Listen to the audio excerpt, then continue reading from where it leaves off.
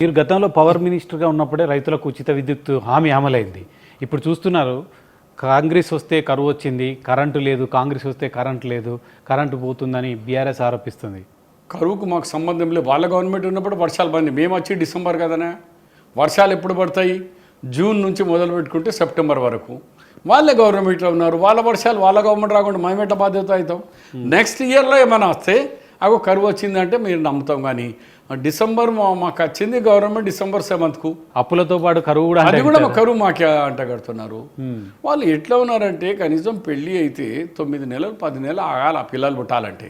అరే నీ అమ్మ మా పెళ్ళే కాలేదు, ఇప్పుడే ఇదేంది అదేంది మొత్తుకుంటూనే ఉన్నారు.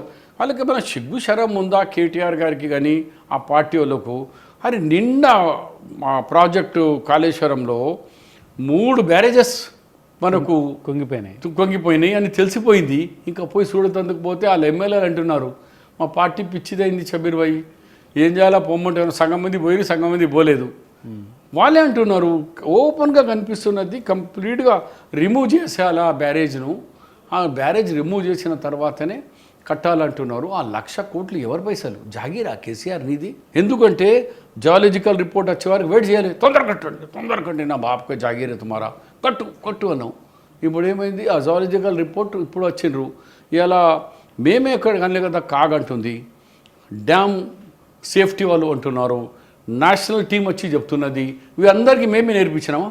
లేకుంటే మేము వచ్చి మా గవర్నమెంట్లో వచ్చినాక మీరే ఏమైనా బాములు విములు బట్టి చేసారు అన్నట్టు. వాళ్ళ గవర్నమెంట్ ఉన్నప్పుడే, వాళ్ళ అధికారంలో ఉన్నప్పుడే లక్కీలీ అది మొత్తం పడిపోయింది. లేకుంటే అంతా మా మీద వేస్తుండే వాళ్ళు. ఈ బ్యారేజ్లు కూడా ఏమో చేసారు కాంగ్రెస్ వాళ్ళు అంటే అందులో ఒక 10-15 అరే ఏమైనా కాంగ్రెస్ వాళ్ళే కొంచెం ఖరాంగా బాబు, లేకుంటే ఇట్లా అవుతుంది. కానీ వాళ్ళ గవర్నమెంట్ ఉన్నప్పుడు ఎందుకంటే కింద కోల్ మైన్స్ ఉన్నాయి. కోల్ మైన్స్ మీద వేస్తే నీళ్ళు ఎన్ని దినాలు పోతూ ఉంటే కోల్ అది లోపలికి పోతూ ఉంటుంది. అది అయిపోయి దాంట్లో లోపల ఆ బ్యారేజ్ దిగిపోతున్నాయి. దానికి ఏంటంటే 3-4 years పడుతుంది రీసెర్చ్ చేసేందుకు. ఈయనకేముండే తొందర పైసే లావు. ఇలా రిచెస్ట్ బీజేపీ తర్వాత పొలిటికల్ పార్టీలో రిచెస్ట్ పార్టీ ఎవరు? BRS party. కంట్రీలో బీజేపీ తర్వాత 2,000 కోట్ల రూపాయలు నగదు ఉంది కేసీఆర్ దగ్గర. ఇంకా వైట్ మనీ ఆయన పార్టీ నిధులు ఓకే. ఇక ఆయన దగ్గర ఎంత ఉన్నాయి? ఇక నువ్వే అందాజా పెట్టు. కానీ కాళేశ్వరం విషయంలో బీజేపీ ఆరోపిస్తుంది ఇద్దరు కూడా మ్యూచువల్ అండర్స్టాండింగ్తో ఉన్నారు, యాక్షన్ తీసుకుంటున్నారు, తీసుకోలేదు. ఇదంతా వాళ్ళు బీఆర్ఎస్ కాంగ్రెస్ మధ్య నడుస్తుంది, ఒక ఒప్పందం ప్రకారం నడుస్తుందని ఆరోపిస్తున్నారు. 10 సంవత్సరాల నుంచి ఏం చేశారు? ఇప్పుడు జైలుకి ఇస్తారు. మోదీ గారు ప్రధానమంత్రి, ఆయన చేతిలో ఏజెన్సీలన్నీ ఆయన దగ్గర ఉన్నాయి. హైదరాబాద్కి వచ్చినప్పుడల్లా చెప్పిపోయాయి अभी कुछ ही देर में यहाँ के चीफ मिनिस्टर को और यहाँ कालेश्वरम में जो करप्शन हुआ हम जेल डालेंगे అన్నాడు. ఆయన చెప్పిండు, బండి సంజయ్ చెప్పిండు, హోమ్ మినిస్టర్ అమిత్ షా గారు వచ్చి చెప్పినారు.